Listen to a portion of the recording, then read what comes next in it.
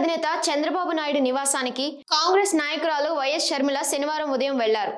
హైదరాబాద్ లోని బాబు నివాసానికి వెళ్లిన షర్మిల కుమారుడు రాజారెడ్డి వివాహ శుభలేఖను అందజేశారు. వచ్చే నెల ఫిబ్రవరి 17వ తేదీన వైఎస్ రాజారెడ్డి పెళ్లికి కుటుంబ సమేతంగా రావాలని చంద్రబాబును షర్మిల ఆహ్వానించారు. షర్మిల కుమారుడు రాజారెడ్డి అట్లూరి ప్రియలకు పెళ్లి ఫిక్స్ అయిన విషయం మనకు తెలిసిందే. ఈ నెల 18వ తారీఖున గోల్కొండ రిసార్ట్ లో నిశ్చితార్థం, ఫిబ్రవరి 17న రాజస్థాన్ లో వివాహం జరగనుంది. ఫిబ్రవరి 24వ తేదీన శంషాబాద్ లో రిసెప్షన్ ఏర్పాటు చేయనున్నారు. చంద్రబాబును కలిసిన తర్వాత షర్మిల మీడియాతో మాట్లాడారు. నా కుమారుడు రాజారెడ్డి పెళ్లికి చంద్రబాబును ఆహ్వానించడం జరిగిందని అన్నారు. ఈ సందర్భంగా తన తండ్రి రాజశేఖర్ రెడ్డితో ఆయనకున్న అనుబంధం గురించి చంద్రబాబు గుర్తు చేసుకున్నారని చెప్పారు. రాజకీయాల్లోకి వచ్చిన కొత్తలో వైఎస్ చంద్రబాబు ఎలా కష్టపడ్డారో చెప్పారని షర్మిల తెలిపారు. చంద్రబాబుతో భేటీని రాజకీయంగా చూడొద్దని సూచించారు.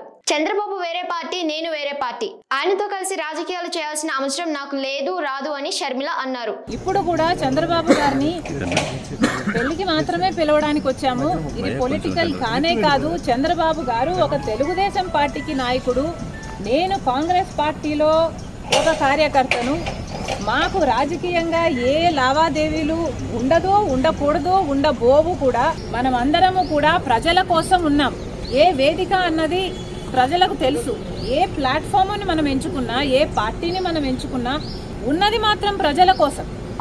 సో ప్రజల కోసం నమ్మకంగా పనిచేద్దాం. పార్టీలు ఉన్నది, లీడర్లు ఉన్నది ప్రజల కోసం, స్వార్థం కోసం కాదు అన్నది నాది. గతంలో మా పెళ్లిళ్లకు మా తండ్రి రాజశేఖర్ రెడ్డి అందరినీ ఆహ్వానించారు. ఆ సమయంలో చంద్రబాబు గారు కూడా హాజరై మమ్మల్ని దీవించారు అని చెప్పుకొచ్చారు. నేను గతంలో క్రిస్మస్ కేక్ పంపితే తప్పు పట్టారు. నేను చంద్రబాబుకే కాదు అందరికీ పంపించాను. తెలంగాణలో కేటీఆర్, హరీష్ రావు, కవితలకు కూడా క్రిస్మస్ కేక్ ను పంపించానని షర్మిల చెప్పారు. రాజకీయాలు జీవితాలు కాదు, రాజకీయాలు ప్రజల కోసం మాత్రమే చేస్తున్న సర్వీస్. రాజకీయాలు అనేది మా ప్రొఫెషన్. ఈ క్రమంలో ఒకరినొకరు మాటలు అనుకుంటాం, కేవలం అది రాజకీయ ప్రత్యర్థులం మాత్రమే అని చెప్పి ఆవిడ అన్నారు. మేమందరం ప్రజల కోసమే పనిచేయాలి. పండుగకో పెళ్లిళ్లకో కేక్ లాంటివి పంపిస్తే ఇలా తప్పు పట్టాల్సిన అవసరం లేదు అని షర్మిల అన్నారు. తెలంగాణలో నా పాత్ర విషయంపై కాంగ్రెస్ అధిష్టానం చూసుకుంటుందని షర్మిల చెప్పారు. నేను కాంగ్రెస్ లో ఒక కార్యకర్తను.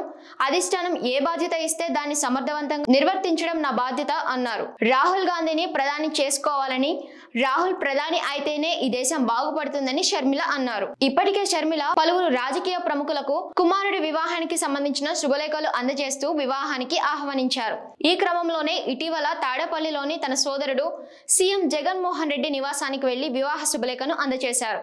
అదేవిధంగా Telangana CM Revanth Reddy, deputy CM భక్తి విక్రమార్కులతో పాటు పలువురు రాజకీయ ప్రముఖుల నివాసానికి వెళ్లిన షర్మిల కుమారుడి వివాహ శుభలేఖను అందజేశారు. తాజాగా హైదరాబాద్ లోని టీడీపీ అధినేత చంద్రబాబు నివాసానికి వెళ్లిన షర్మిల చంద్రబాబు, వారి కుటుంబ సభ్యులను కుమారుడి వివాహానికి రావాలని ఆహ్వానించారు. ఇది ఇలా ఉంటే ఇటీవల టీడీపీ జాతీయ ప్రధాన కార్యదర్శి నారా లోకేష్ కు షర్మిల క్రిస్మస్ కు గిఫ్ట్ పంపించిన విషయం తెలిసిందే. వైఎస్ఆర్ కుటుంబం నుంచి లోకేష్ ఫ్యామిలీకి క్రిస్మస్ శుభాకాంక్షలు తెలుపుతూ నోట్ కూడా పంపించారు. గిఫ్ట్ పంపినందుకు లోకేష్ సోషల్ మీడియా వేదిక ద్వారా షర్మిలకు శుభాకాంక్షలు తెలియజేశారు.